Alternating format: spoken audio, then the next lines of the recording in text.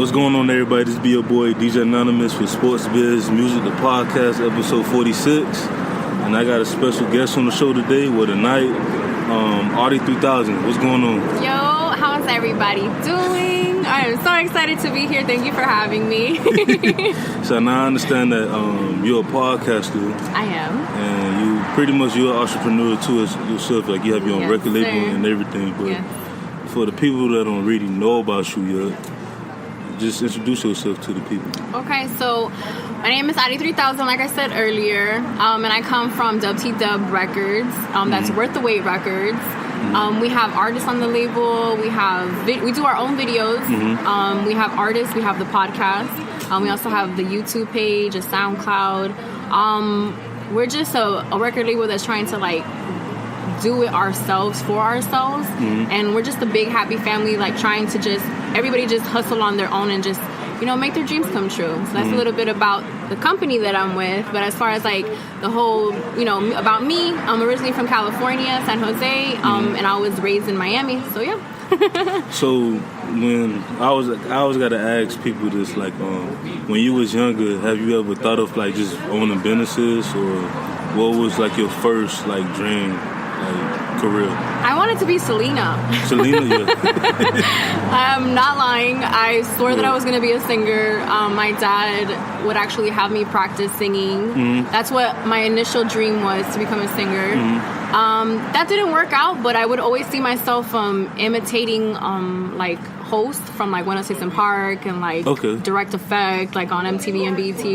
Just watching all of those shows and pretending to be the host and have my brother become the rapper. And it's crazy because that's exactly what's happening right now. But yeah, no, definitely the first thing was I wanted to be Selena. Well, we had a discussion with a few artists in a couple episodes ago. We were saying that if Selena and Aaliyah was alive, I wouldn't think it would be a Beyonce or a J-Lo, because I felt Beyonce and J-Lo, they took the spot, as they grew and stuff like that. But some people believe that it would have been different if Selena and Aaliyah was here. I just feel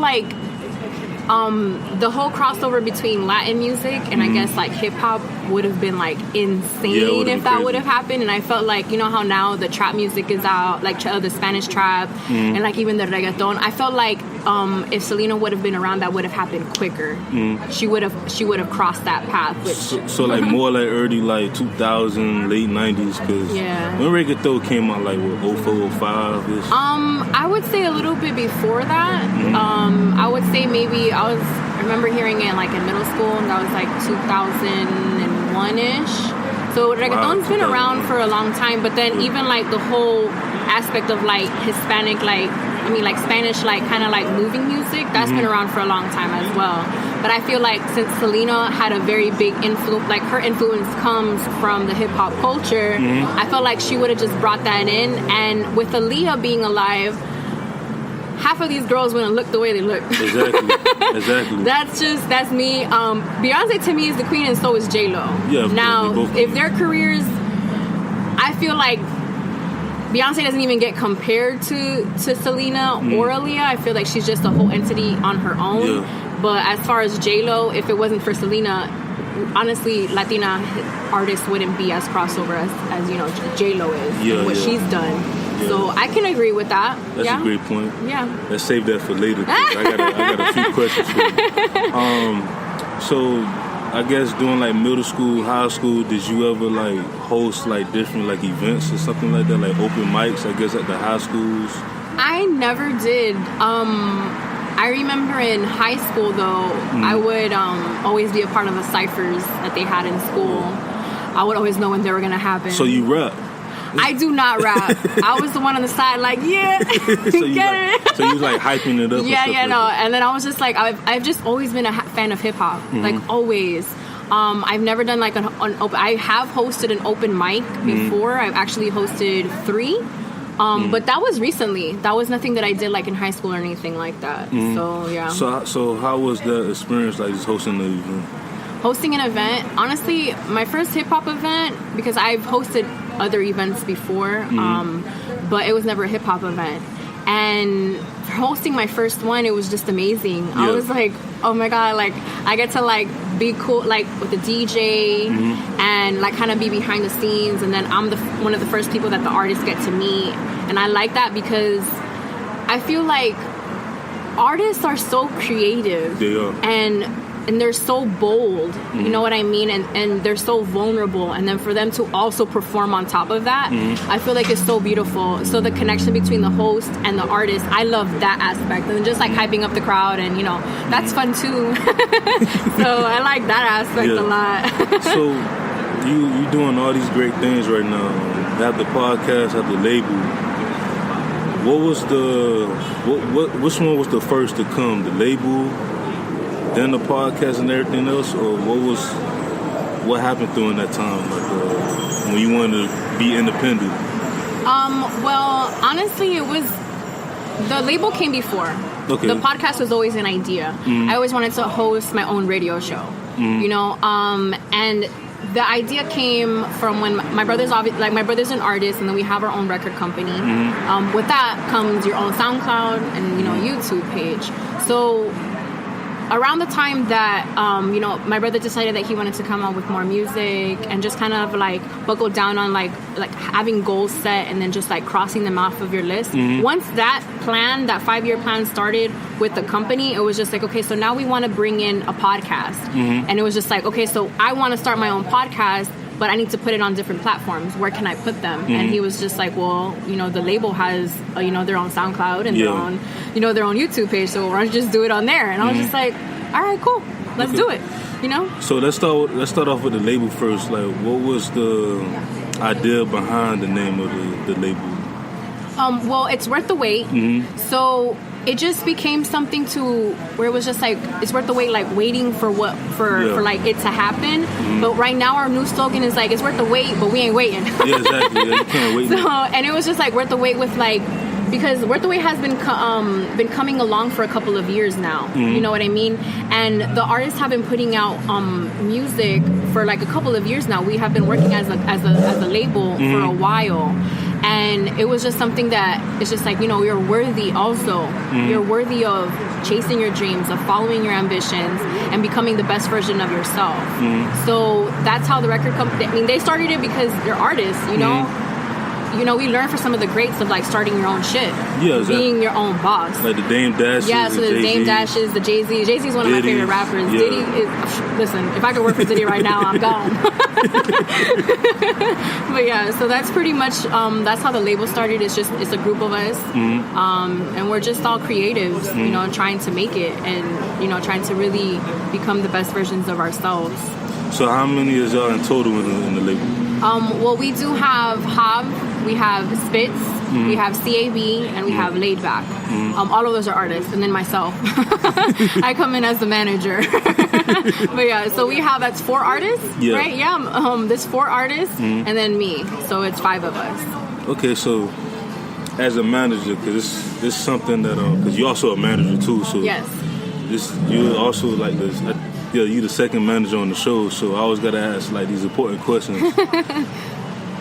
Explain to the people like the challenges, whether it's positive or negative, as being a manager. Because I know it's a lot of work with booking shows and stuff like that, etc. But you know, give us like a experience that happened. For me, it would be like those times that one of my artists goes through something because of somebody else and their irresponsibility. You know what I mean? Like when it's something that is kind of like not a waste of time, because nothing is a waste of time. You just learn something from that. But I would say that is one of the hardest things, is that when you see one of your artists disappointed in something that's completely out of your control. You know what I mean?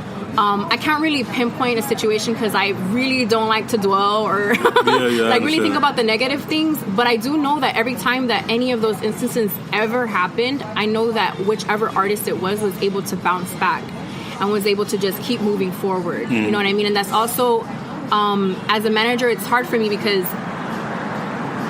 I have my brother on the label. You know what I mean? So I have my brother on the label, and it's like I'm very biased when it comes to him, because it's like to me, it's like he's on my top 5 favorite rappers. You know what I mean? Ain't nothing wrong with that. Yeah. So it's kind of like that's something else that's hard to where it's just like I have, you know, my brother who's the artist on the label, but I also have the other ones who I can't neglect. You know what I mean? So that's something that's hard for me.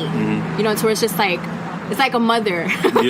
You know, I'm not one, but I kind of am, because I have like the different artists and different personalities, and trying to really know what's best for the label and not just best for that one artist. You know, so yeah. So do all of them rap, or they have different type of music? Well, they all rap. They all have different styles of rap. Some of them sing. Some of them have them hardcore melodies, you know. So, but they're rappers. So, if you could compare, I guess, an artist like now and from back in the days, like the 4 artists that you have, the four that you have, can you compare them to like another artist? I can, only because I know them personally, so I know kind of where like their style comes from. I would say that Hav is more like, gives me like a Lupe Kid Cudi vibe. Okay. But he also has that Miami Bay Area style to him. And then Spitz reminds me of Fab and Jadakiss. C.A.B., man, he's hard because he's so unique to compare him to anybody. Dang. It's just because he gives me like a Nas vibe, but then like also like because he's also from Jersey. So he kind of gives me like that vibe too. I couldn't pinpoint an artist on him. And then Laid Back Sosa, which is the other artist, him, I can't. It's hard to compare him to an artist too. I would say like because he has like an Outkast type of vibe, because that's like artists that he really really likes. So you hear that in his music, you hear that influence. So yeah, those would be the artists that I would like compare our artists to. Well, I have to listen to all their music. You have to. Yeah, I have to. Bro, we drop a new song every single Saturday. So we drop a new video. So it's literally every Saturday on SoundCloud, YouTube, and everything? Dub Saturdays. We drop a new video, a new song. This week we dropped 2, and then we drop a new podcast every Saturday. Okay, so are you guys like on iTunes too as well, like for the music? Yeah, we're on, we have... What is it? 3 or 4 projects on Apple Music. We have Weekend in LA, which is a project by Hav and C.A.B. Then we have Can't Help But Notice by Spitz. We also have a song called Bussin', which Laid Back Sosa is featured on, and we also have Burgundy, which is Hav's project. That's what's up. So I got a lot of more music to listen to. Boy, and if you get on that SoundCloud, we're gonna be there all day listening. So we go from the label now to the podcast. Let's do it. Like you said, like we was talking before the podcast. The name, the Ambition Hour, the Ambition Hour. My bad for my, No, you good. we're from Miami. We can't say some certain words. Especially after a certain time. I tell people at night I can't say certain words, but why did you come up with the name? Like what was that moment or that, I guess, time when you was like, you know what, I'm gonna name my podcast that? Like, what motivated you? Well, so my Instagram name it used to be Ambition Fit Girl 24. That was I was really into fitness a couple of years, like last year. I was really into fitness, so that was my Instagram. I also have Ambition tatted on me. Oh, that's what's up. That's what's tight. So I do have the Ambition tatted on me. So that was my name. So then it became associated with me, like Ambition. And so the engineer at the studio that the boys work at, I told him, I'm like, I want to start a podcast. The only thing that I'm missing is a name, because I already had the guest. I already knew what I was going to do, what I was going to talk about, what it was going to be, everything. I just didn't have a name. So he's just like, how about the Ambition Hour? And I'm like, the Ambition Hour? All right, let's go. And that was the name from, like, I didn't hear no other name. That was all I needed, the Ambition Hour. So how was like, was you nervous when you did your first couple episodes? Because I know I was. Yes, I was nervous because it was the first time doing it. It was something I had never done before. I was doing it on my own. I didn't even really know the person that I was interviewing. And my first episode was an interview.